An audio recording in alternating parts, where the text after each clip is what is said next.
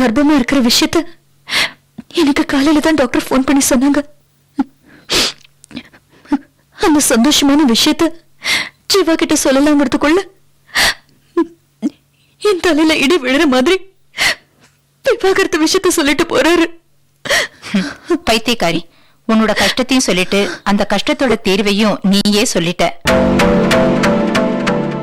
உன் மேல உள்ள பொறாமையில தான் அப்படி பேசுறான். நாளைக்கு குழந்தை பிறந்ததுன்னா எல்லாம் சரியாயிடும். அவன் மனசுல சாத்தான் புகுந்துட்டான்னு கடவுளுக்கு தெரிஞ்ச உடனே உன் வயித்துல ஒரு சிசு உருவாக்கிட்டா இருப்பாரு. கவலைப்படாத, குழந்தை பிறந்தா எல்லாம் சரியாயிடும். அம்மா, நான் விஷால பார்க்கணும். ஜீவா விஷயமா அவர்கிட்ட கொஞ்சம் பேசணும். நானே விஷால பத்தி பேசுறதுக்காக தான் இங்க வந்தேன். இங்க வந்தா என் கவலை விட உன் கவலை பெருசா இருக்கு. என்னம்மா? விஷால் இங்க இருக்கிற வேலையை விட்டுட்டு மும்பைக்கு போயிட்டாமா.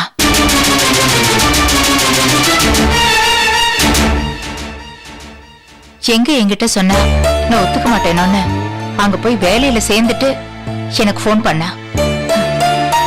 என்னை விட்டு ரொம்ப தூரம் போயிட்டாமா. என் மனச கொஞ்சம் கூட புரிஞ்சுக்கவே இல்லை. சிச்சா, விஷால் எங்க போனாலும் நீங்க அவர் மனசுல இருந்துட்டு தான் இருப்பீங்க.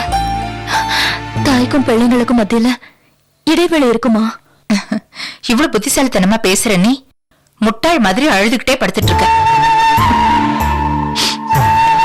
அகில, ஒரு குழந்தைய பெத்து ஜீவா கையில குடுத்துட்டேன்னு வச்சுக்கேன், அந்த குழந்தையோட சிரிப்பை பார்த்து எல்லாத்தையும் மறந்துடுவான்.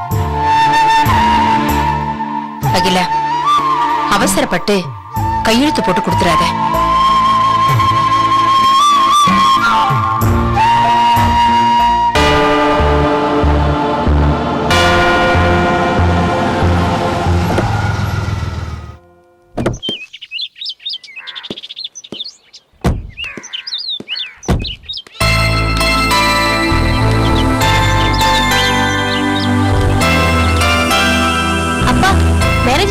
சொல்லி ஃபாதர் கிட்ட கேட்டிங்களாப்பா?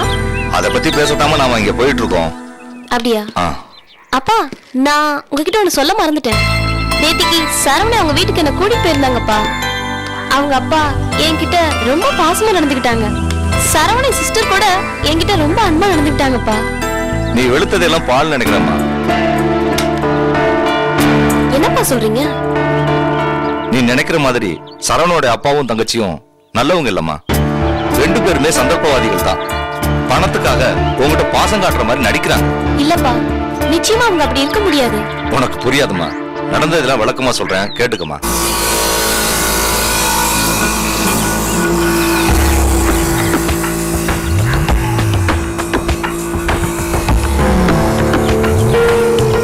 என்ன சரவணன் டல்லா இருக்கீங்க? ஏதாவது பிரச்சனையா? சொல்லுங்க சரவணன், என்கிட்ட சொல்றதுல என்ன தயக்கம்? என்னன்னு சொல்றது சார், வாழ்க்கைய யாருமே வாழ்க்கையே பார்க்க மாட்டாங்க சார். எல்லாருமே வியாபாரமா தான் சார் பாக்குறாங்க. அட, பணத்துக்காக, கேவலம் பணத்துக்காக பாசத்தை கூட கமர்ஷியலா பாக்குறாங்க சார். அத நினைச்சாதான் சார் மனசுக்கு ரொம்ப கஷ்டமா இருக்கு. அதுதானே யதார்த்தமான வாழ்க்கை. அதை நினைச்சு வருத்தப்பட்டு என்ன பிரயோஜனம் சார்? சொசைட்டி எப்படி வேணா இருந்துட்டு போகுது சார், அதை பத்தி எனக்கு கவலை இல்லை. ஆனா பாருங்க, என்ன பெத்த அப்பாவும் என் கூட பிறந்த தங்கச்சி கூட அப்படிதான் சார் இருக்காங்க. அதை நினைச்சாதான் சார் என் மனசு தாங்க மாட்டேங்குது. ஏதோ சார் நல்ல மனசோட என்ன வாழ்க்கையில ஒரு லெவலுக்கு கொண்டு வர நீங்க முடிவு பண்ணிட்டீங்க. ஆனா பாருங்க, உங்ககிட்ட போய் எங்க அப்பா டிமாண்ட் பண்றாருங்கிறத நான் எப்படி சார் சொல்லுவேன்? என்ன டிமாண்ட்? என் தங்கச்சிக்கு நல்லபடியா கல்யாணம் நடக்கணுமா, அதுக்கு 25 பவுன் நகையும் 5 லட்ச ரூபாய் பணமும் வாங்கி கொடுத்துட்டு நீ போய் அந்த ஸ்டெலாவை கல்யாணம் பண்ணிக்கன்னு எங்க அப்பா வாய் குசாம சொல்றாரு சார். நான் எவ்வளவு எடுத்து சொல்லியும் எங்க அப்பாவும் தங்கச்சியும் கொஞ்சம் கூட மனசாட்சியே இல்லாம அவங்க சொன்னதையே சொல்லிட்டு இருக்காங்க சார். எங்க அப்பா கேக்குறாருன்னு சொல்லி நான் உங்ககிட்ட வந்து நீங்க பணமும் நகையும் கொடுத்தாதான் நான் உங்க பொண்ணை கல்யாணம் பண்ணிக்குவேன்னு கேவலமா கேட்க முடியுமா? அது நியாயமா சார்? அது தர்மமா சார்? அதுக்காக நீங்க வருத்தப்படாதீங்க சரவணன். எனக்கு பிசினஸ் பார்ட்னராகவும் என் பொண்ணுக்கு லைஃப் பார்ட்னராகவும் நீங்க கண்டிப்பா தேவை. மறுபடியும் சொல்றேன், அதுக்காக என்ன வேலை வேணுமாலும் கொடுக்க தயாரா இருக்கேன்.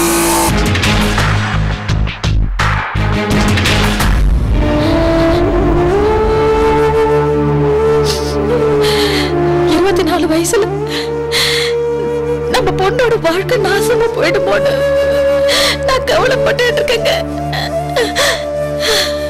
என்ன சொல்ற? அவளுக்கு என்ன சொல்ற? அகிலாவுக்கு என்ன பிரச்சனை? அண்ணம்மா, அழாம விஷயத்த சொல்லு.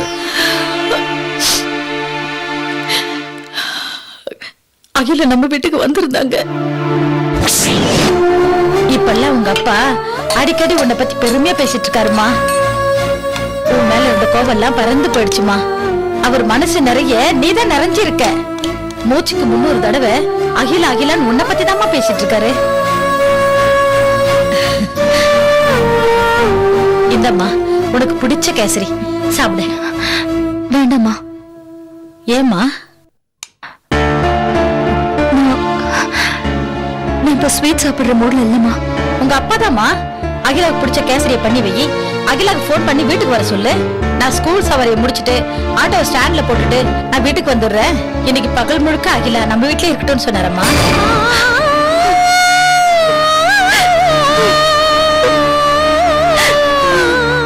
அகிலா, ஏம்மா ஏன் அழற? அகிலா, என்னமாச்சு? ஒரு பொண்ணு பிறந்த வீட்டுல 1000 பாராட்டு வாங்கலாம், பிறந்த வீட்டுல 10,000 பாராட்டு வாங்கலாம். ஆனா அவ புருஷன் கொடுக்கிற ஒரே ஒரு பாராட்டு தான் அவ ரொம்ப பெருசா நினைப்பான். அதனாலதான் என் சொந்த பாராட்டு என்னால ரசிக்கவும் முடியல. அப்பா என் மேல வச்சிருக்க நம்பிக்கை நினைச்சு சந்தோஷப்படவும் முடியல. அம்மா, எல்லாருக்கும் எல்லாம் நல்லபடியா நடக்கணும் தான் நான் இதெல்லாம் பண்ணேம்மா. அதுல எனக்கு இருந்த ஒரே ஒரு சுயநலம், என் அத்தை மாமா என்ன அக்செப்ட் பண்ணணும், ஜீவா சந்தோஷப்படணுங்கிறது மட்டும்தான்.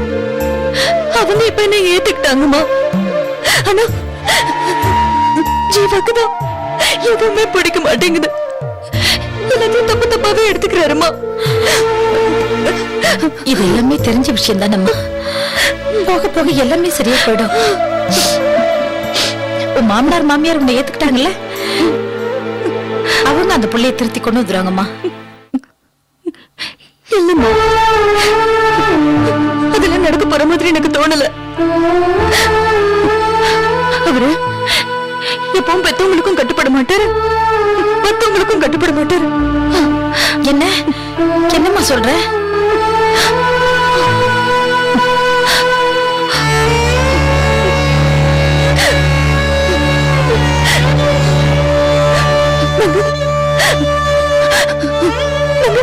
நிரந்தரமா பிரிஞ்சிடணும்னு அவரு டைமன்வே சொல்லிட்டாருமா.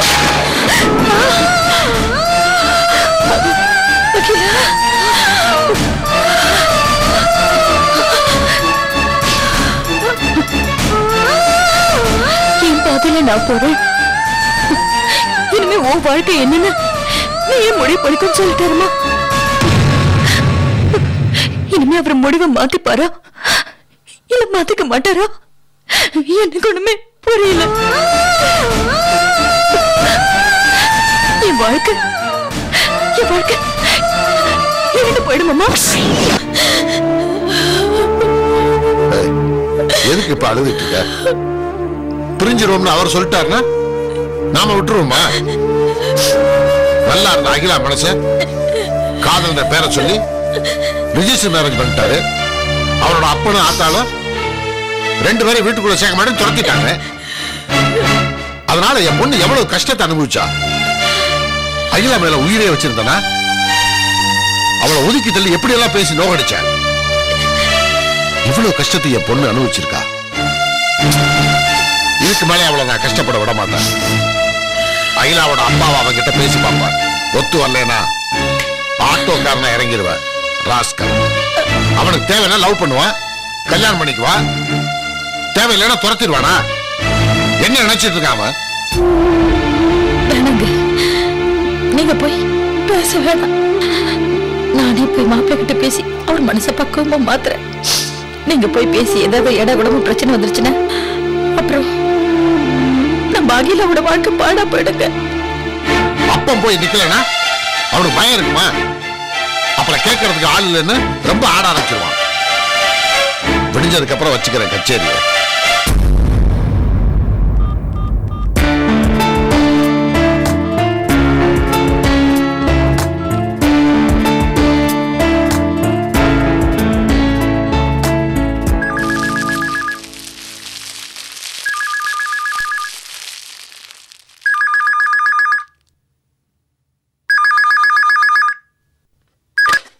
ஹலோ. கவிதா, நான் தான் பேசுறேன். இன்னைக்கு சாயங்காலம் 3ல இருந்து 3:30க்குள்ள மீனாட்சி கூட்டு போறதுக்கு அவங்க அம்மா வருவாங்க. அவங்களோட அவளை அனுப்பிச்சு வச்சிரு. சரிங்க, ஓகே. ஹலோ அரவிந்த்.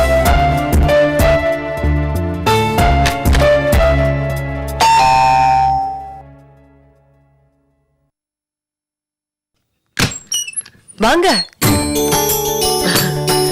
ஸ்கூலுக்கு போயிட்டு வந்தாச்சா? டீச்சர், எனக்கு இவளோட பாஷை கொஞ்சம் சொல்லிக் கொடுங்களேன். மீனான்னு கூப்பிட்டா கிட்டக்கு வந்து கையெல்லாம் அசைச்சு ஏதோ ஆர்கியூ பண்ற மாதிரி பேசுறா. எனக்கு ஆனா எதுவுமே புரிய மாட்டேங்குது. இவளை நீங்க எப்போ மீனான்னு தான் கூப்பிடுவீங்களா? ஆமா, ஏ? அதான் பிரச்சனையே. இவளுக்கு மீனாட்சின்னு அவ முழு பேரை சொல்லி கூப்பிட்டாதான் ரொம்ப பிடிக்கும். அய்யோ, சாரி மீனாட்சி, இனிமே மீனாட்சினே கூப்பிடுறேன். அப்புறம் ஒரு தாயா இவ மனசுல என்ன இருக்குன்னு தெரிஞ்சுக்கணும்னு ஆசைப்படுறேன். அதனாலதான் இந்த லாங்குவேஜை கத்துக்கிறேன்னு சொல்றேன். தினமும் ஈவினிங் டைம்ல வந்து 1 hour சொல்லி தரேன். போதுமா? ஓகேவா? Thank you so much. வாங்க காஃபி சாப்பிட்டு போலாம். பரவாயில்லைங்க, வண்டியில வெயிட் பண்ணிட்டு இருக்காங்க பசங்க. அவங்களை கொண்டு போய் வீட்டுல ஒண்ணும் வரட்டாங்களா? சரி, பாய் மீனாட்சி. ஏய், நீ போய் யூனிஃபார்ம் மாத்திக்கிட்டு ஃபேஸ் வாஷ் பண்ணிக்கிட்டு கை கால்லாம் அலம்பிட்டு வருவியா? நான் டிஃபன் எடுத்து வைப்பேன். சரியா? போ.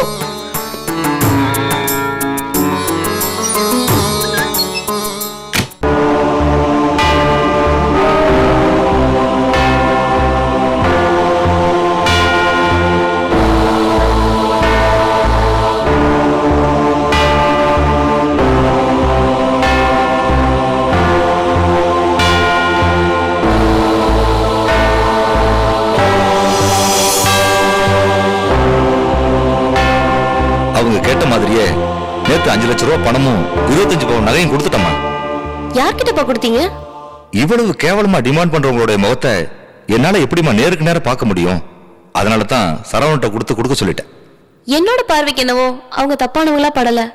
ஆனா சரவணன் தான் பொய் சொல்றாங்களோன்னு எனக்கு தோணுதுப்பா. இங்க பாருமா, நான் ஏமாற மாட்டேன், என் பொண்ணையும் ஏமாற விட மாட்டேன்.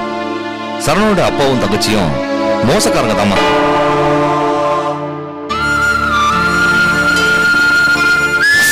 நீ ஒன்றும் கவலைப்படாத. அவங்க 2 பேரும் உட்கார வச்சு சமாதானமா நிதானமா எடுத்து சொல்லுவோம். தனி கொடுத்தனும் போக வேண்டாம்டா, இங்கேயே வந்துடுன்னு. இங்கே வந்துட்டு அவங்களுக்குள்ள சண்டை போட்டுக்க மாட்டாங்க. ஒருத்தருக்கு புரிஞ்சுக்கிட்டு பழையபடி சந்தோஷமா வாழ ஆரம்பிச்சிருவாங்க. இதுக்கு 4 நட்சத்திரம் பார்த்துதான் பேசணுமா? இப்பவே போய் பேசலாமே.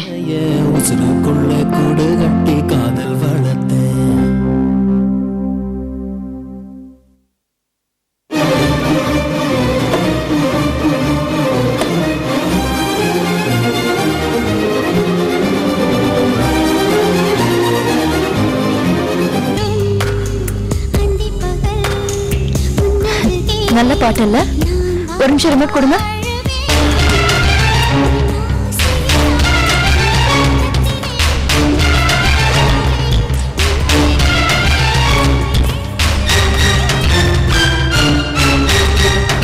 ரெண்டு பேரையும் ஒன்னா உட்கார வச்சு பேசக்கூடிய நிலைமையில அவங்க இல்ல. சரி, நீங்க ஜீவாட்ட பேசுங்க, நான் அகிலாட்ட பேசுறேன். ஒண்ணும் வேண்டாம், உன் பிள்ளை பத்தி எனக்கு தெரியும். அவன் கண்ணு அப்படினாலும் குதிப்பான், எனக்கு கோவம் வரும். அதெல்லாம் ஒண்ணும் வேண்டாம். அகிலா எனக்கு மரியாதை கொடுக்குறா. தகப்பன் ஸ்தானத்திலிருந்து நான் அவள்கிட்ட பேசுறேன், நீ உன் பிள்ளைகிட்ட பேசு. போ, உட்காரு உட்காரு உட்காரு. உங்ககிட்ட கொஞ்சம் பேசணும்.